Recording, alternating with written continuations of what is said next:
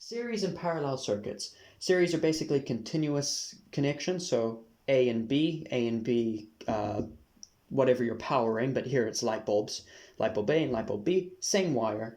Parallels, split it up. So we go here, light bulb A is on one wire, light bulb B is on its own wire, they connect up again, and then they get back to the battery. Positive, negative, flows from positive to negative because we're dealing with conventional current. Right, so looking at series, current stays the same no matter where you look at it, right?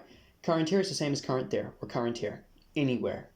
Voltage is split between the two, so some voltage is spent here and some is spent there. Together, they give you voltage total, which is what you get from the battery, right? And resistance is also connected together. So you experience resistance here, continue along, and then experience more resistance there, and that'll give you total resistance.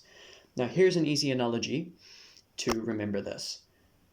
You have two girlfriends on one street, and you only have 5 minutes during your break, right? So you go down the street. You can't skip over one. You have to go to both, right? Because if you skip over one, she'll notice, and she'll complain about it next time you see her, right?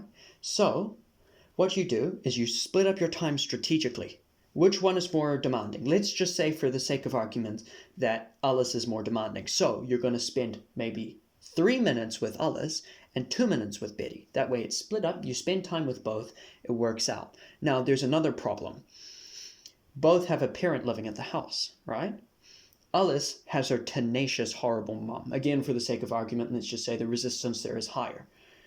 And Betty has her more chill dad. You have to put up with both on this trip, which is why the stress, which is resistance, adds up. The resistance and the voltage has to be divvied up because that's your time being spent, and the resistance adds up because you have to put up with both parents. Now let's look at the parallel. Work, your girlfriends, Alice, Betty, right?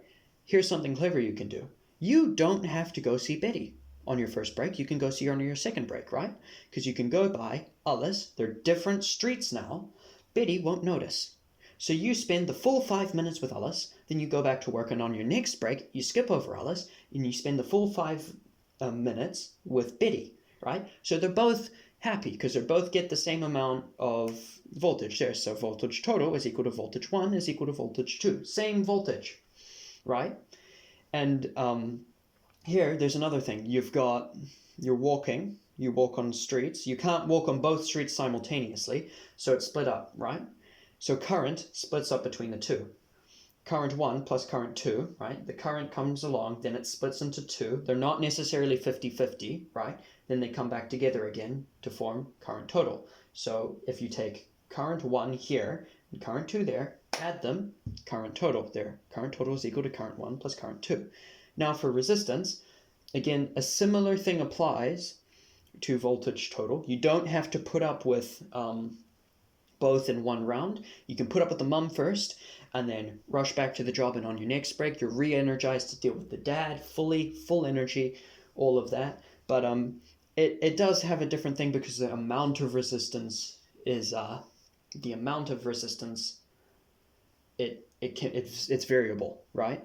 So it's 1 over RT is equal to 1 over R1 plus 1 over R2, so on and so forth. But if you're only dealing with 2, forget this, skip to this. RT is equal to R1 times R2 over R1 plus R2. So much simpler. There's a really complicated way you go from this to that, not getting into that. This only works if you only have 2 resistances, but you should use it because you don't have to deal with the 1 over part of the R total.